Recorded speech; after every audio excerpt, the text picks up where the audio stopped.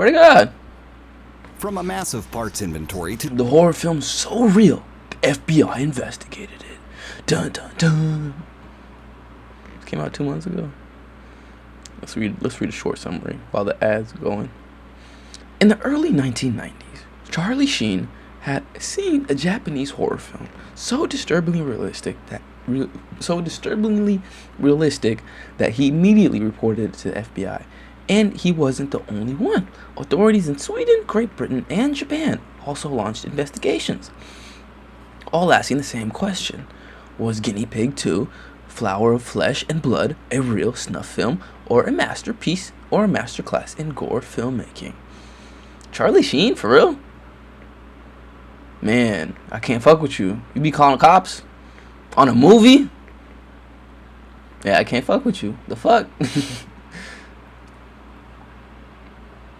What you gonna do? What you gonna do to me? I was obsessed with tracking down weird videos.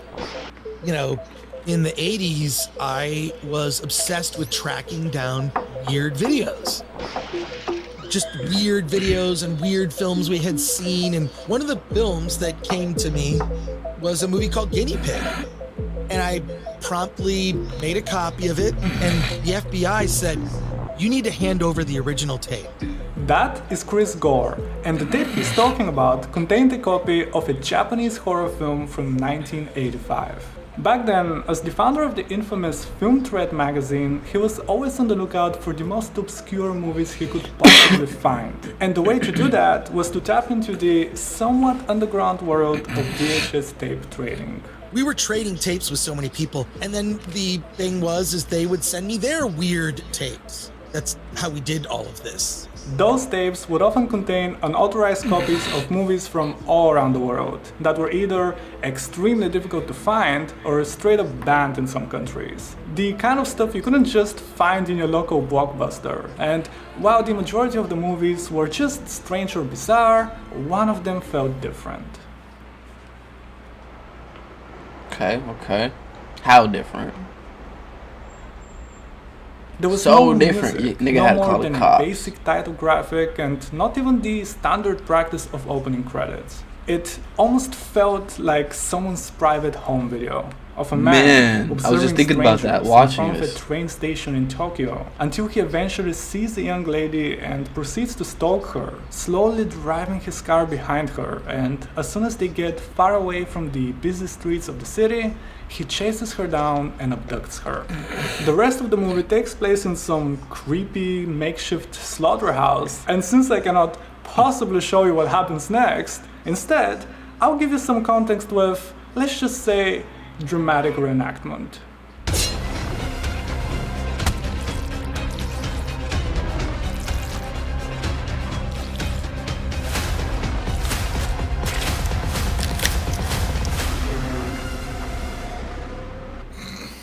Oh, that's nasty. No, whoa. Bruh said, I'm not gonna show you the film. I'm not even gonna tell you what happened. But let me show you something real quick. And then bro just I felt it, even though it was a fucking gingerbread. I love that, cause I hate watching murder and like blood and like just injuries on screen. I can't even watch hospital shows. Like not real ones. I can't. I just couldn't. Cause guy's dying right there, bruh. And if you fuck up, that nigga's gonna die. I can't. So I love that he did this, honestly. Yeah. Honestly, might as well just like the video right now. Did your shit. Did your big one. Did your big one. All of that happens, and it is shown in great detail with very intricate close-ups right in your face. The point is, it looked real, so much so that people weren't entirely sure if it was actually fiction or something far more sinister. And one of those people was no other than the actor Charlie Sheen. There are a few different accounts of exactly how it happened, but what we know for a fact is that Charlie Sheen saw this movie, and because of him, the FBI got involved. Well, what happened was they took it very seriously. I had all these videos confiscated. I had to be interviewed by the FBI about this video and where I obtained it. The guy who gave me the video got investigated, and it was weird. All I did was just make a copy of a tape and give it to Charlie Sheen. They weren't the only ones either. Around the same time, a lawyer in Sweden had found that exact same movie and had also reported it to the police. And over in Britain, a man entering the country with a copy of it had gotten arrested and taken to court because of its possession. Clearly, everyone took this extremely seriously. And looking back at it now, you might think it's a little bit silly, right? I mean, supposedly it's just a movie. But the thing is that those concerns were not entirely unwarranted. In his 1971 book about Charles Manson, author Ed Sanders included an interview with a member of his cult who claimed Sanders included an interview with a member of one book about Charles. I couldn't find a physical copy. Just pretend, okay? Alright. It's all good, brother. It's all were good. Not entirely unwarranted. In his 1971 book about Charles Manson, author Ed Sanders included an interview. He gave considerable information about a short movie depicting a female victim dead on a beach. This film, he contended, was part of a larger movie. Oh. Oh. Oh. Oh. Oh.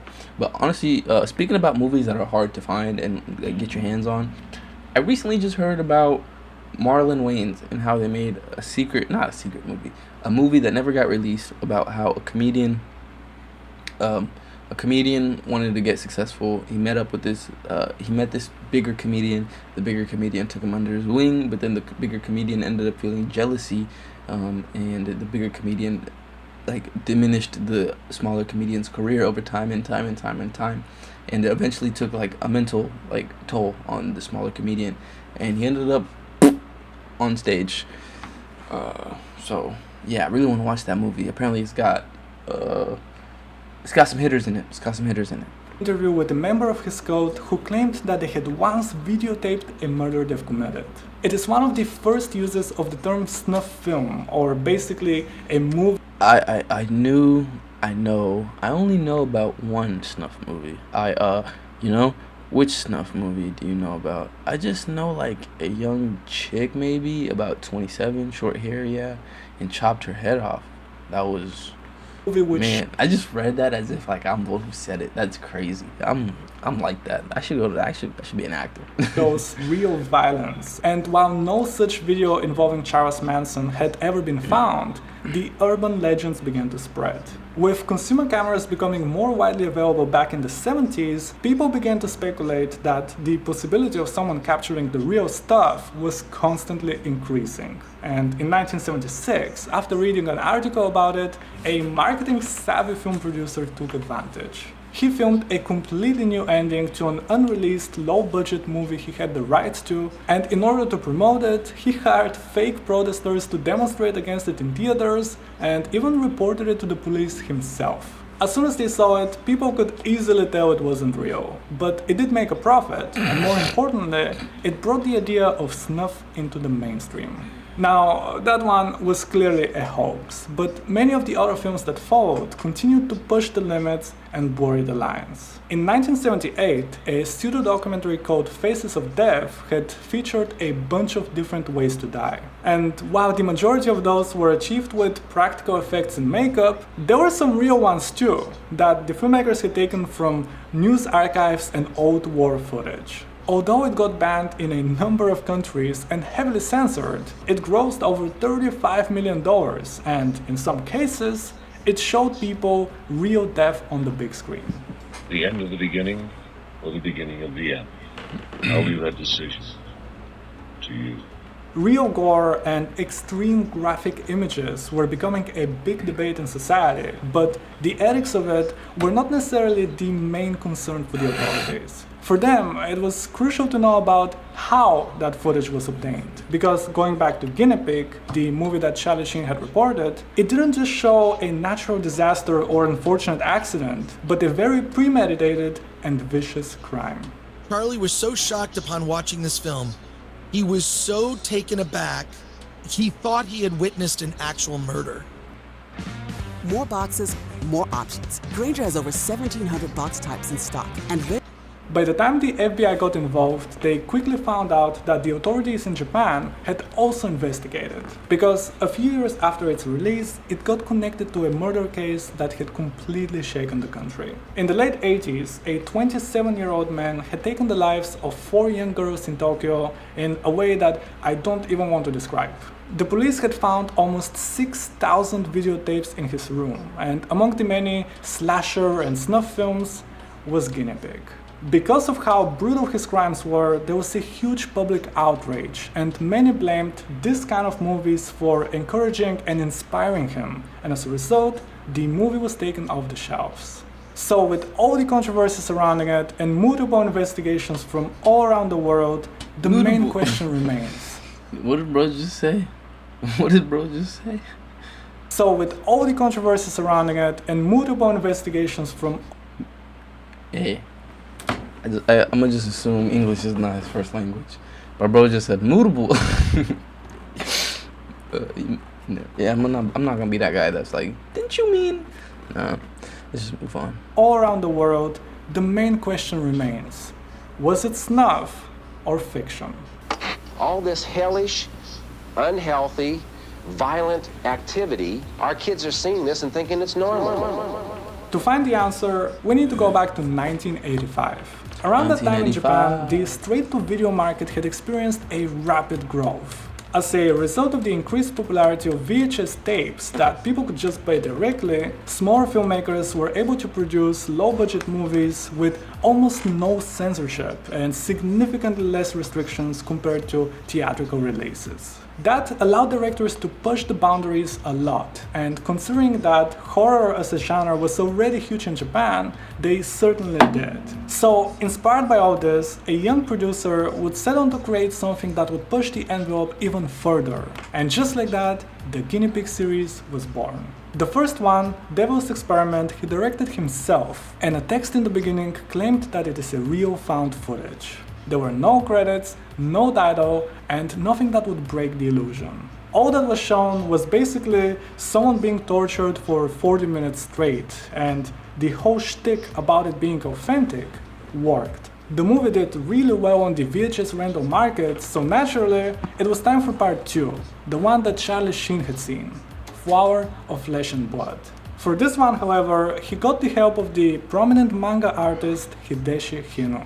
Sometimes referred to as the king of horror manga, Hideshi Hino had built a reputation for his deeply unsettling, grotesque, and borderline terrifying images. This was going to be his very first movie as a director, an entirely new creative medium to him that he wanted to bring a certain level of artistry to.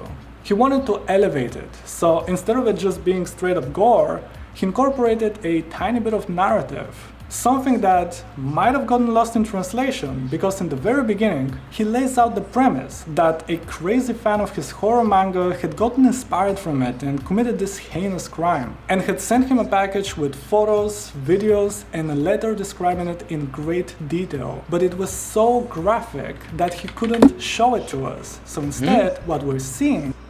Hold up. He lays a tiny bit of narrative. Something that might have gotten lost in translation, because in the very beginning, he lays out the premise that a crazy fan of his horror manga had gotten inspired from it and committed this heinous crime, and had sent him a package with photos, videos, and a letter describing it in great detail. But it was so graphic that he couldn't show it to us, so instead, what we're seeing is his own artistic interpretation. You can feel that there is a style in some of the editing, the colors, the cinematography, and even down to the over-the-top sound effects. その後に何か見た人がだからただそれだけじゃないそれから先のね何かをこうイマジネーションしてくれれば面白いんじゃないかなと思うんですけどね。As opposed to everyone else, Hideshi Hino had never claimed that what was shown was real, but he had done such a good job at making it look convincing that to some people, it was. A year later, the filmmakers released some behind-the-scenes footage and showed exactly how it was done. They've experimented with different techniques, materials, wire work, practical effects, and have created over 50 different body parts until they got it just right. It is genuinely a really good showcase of practical effects. Wow, that's crazy. You really like yapped for like about eight and a half minutes. Just to tell me that hold on. So you yapped for 8.5 minutes, having me thinking this shit is real, possibly real, how it could be real, how if it was real, this is how it makes sense. And then all of a sudden, just oh yeah, it wasn't real though, and I knew that the whole time. I was just leading you on. You like that, huh? You like leading people on, huh? Fucking freak. I'm just kidding. I'm just kidding. I'm just kidding. I'm just kidding. If you're into that kind of When you hate Gorp, I gotta do research. stuff, of course. The backlash surrounding it, though, had permanent consequences. In a 2009 interview with Vice, Hideshi Hino shared that because of everything that had happened, the production of his first feature film got cancelled, and it also affected his work as an artist. After talking to the police, he also claimed that what they had found in the serial killer's collection was not his, but a later installment in the Guinea Pig series. In the same interview with Vice, Hideshi Hino recalls a time in which a journalist asked a film critic if this sort of video is really necessary in the world, to which he replied, no, absolutely not. And it got me thinking. As I was researching the story, I kept asking myself, what is it exactly that draws us into this kind of extreme horror? On one hand, Not shit. I can tell you that, because I don't fuck with it. I don't watch horror movies. Even though I already know they're low-key pussy. Horror movies in America ain't got shit. But they're all pussy-ass movies, I swear to God. But I'm still not gonna watch it. Like, why would I put myself in a situation I don't want to be in? For what? Who likes being scared? Who likes that feeling? The fuck? But yeah, why did I even pause it? I forgot. Oh yeah. No, absolutely not. Is this movie necessary? So he got asked if the movie is necessary to be like. So he got asked, is the movie necessary in this world? And is it necessary to put something out there like this? And then bro said, no, absolutely not. But that's what life is, bro. Nigga, you think it's necessary for you to make money and get a check every 2 weeks and pay your bills and have a home and just be alive? You think it's necessary? Nah, absolutely not. Shit just happens. And like, you can either fuck with it or fuck out of here. You feel me? Like, that's art, bro. Like, even the good shit, like cartoons, that's not necessary. Documentaries, that's not necessary. But again, fuck out of here or fuck with it. No, I should have said it the other way. Fuck with it or fuck out of here. that draws us into this kind of extreme horror. On one hand, you have people who are very much against it because they argue that it could give us the wrong ideas. No, I don't argue that. I'm just against it because it's like, I'm good. I'm chilling. Do you if you want to do you. But the people who are like, we don't need this, especially GTA, because I remember hearing that shit so much growing up. We don't need stuff like this. It's going to make our kids want to do blah, blah, blah, blah, blah. Nigga, shut the fuck up. That's you and your weak-ass mind trying to put that on me that I can't make my own decisions just because you can't. That's not how this works. I can make my own decisions. I can look, choose, function. I can function. I'm a human. I was put on this earth and I was equipped by my parents to make responsible adult decisions. You feel me? So the fact that other adults are literally out there saying, "Oh no, I don't want the kids to be influenced to do blah blah blah blah," bro. If the nigga was, bro, you can't stop that. If the nigga's gonna be influenced, the nigga's gonna be influenced. People like that are just like that. It is what it is. So the fact that you're saying, "Oh no, just don't make stuff like that," it's weird, bro. Like, also the censorship of it, that's weird. And there's some cases that support that claim. Remember Faces of Death, the pseudo-documentary that showed people dying? Well, in 1986... Youth, 15, sentenced to life for murdering classmate Matthews told Matthews told a psychiatric counselor later that he decided to kill someone after seeing the videotaped Faces of Death, which depicts animal and human deaths. A 14-year-old boy killed his classmate and claimed that he got the idea for it precisely because he saw that movie. Whether that is an isolated case or a real issue, The nigga's dumb. There's a lot of dumb niggas. You can't expect there to be no dumb niggas on the planet. I guess. So then there is a statement, there is like a place for that argument that like, oh, don't make it, because we all do know that they're dumb niggas. We can't just like expect everybody to be smart. So I guess, yeah, we're protecting them, but like at the same time, survival of the fittest, bro. If your dumbness gets you time in jail or whatever, bruh, I can't do nothing about that. I'm not gonna tell somebody to like stop making a crime-filled video game just because I know a dumb nigga will go and copy that shit. Nah. I'm not smart enough to say. I'm sure someone will have a better answer than me. We don't know I the don't. extent to I which don't. exposure to this kind of material Yeah, results. also, let me say that. I am a dumbass. Professional at that. Professional. You see, I got the uniform and everything. Professional dumbass. Do not take anything I say as law. I'm literally probably working through my thoughts as I'm speaking. Bro, I am 21 and I know so little about this world and the people in it and the lengths that they would go for whatever that they care about. I have no idea, bro. I know so little. Please, like, don't take what I say as law. I'm learning every single day, and I'm not afraid to share my thoughts as I'm learning. And those thoughts may get corrected later on by me or by somebody else. But yeah, that's just what it is. I would hate for people to feel like they can't speak or share their thoughts or even think freely just because, oh, I can't say that because I'm wrong, or like I can't say that or I can't think that because I could be wrong. I don't want to look dumb. Like, no, that's how growth happens. Hopefully somebody corrects me, you know, or I just end up learning, you know. There's also that. Results in actual violent behavior. What we do know is that exposure to this kind And not just specifically on this either. I have a lot of videos. I think I have like 500 videos. That is including shorts. So probably like 4 something, 100 videos. And like, bruh, don't take none of this shit, bro. Please. kind of material results in a more calloused person, a less sensitive person. And on the other hand, people can argue that it's morbid curiosity.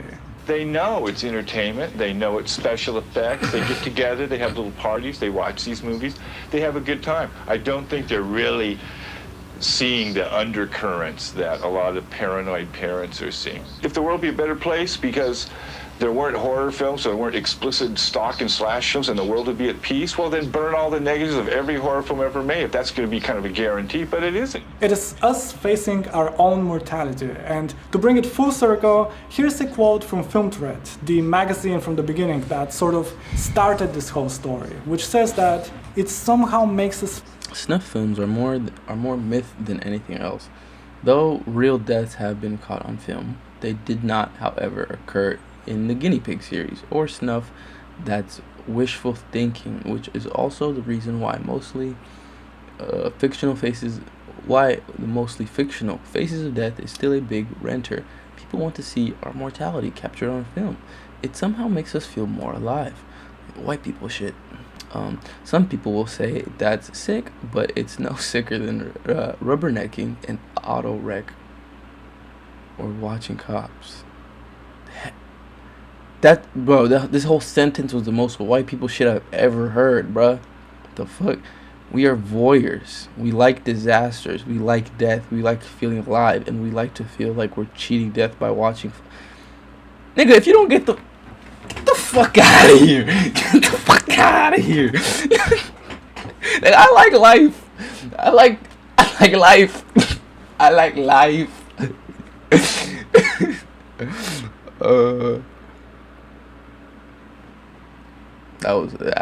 That's crazy. I just watched that.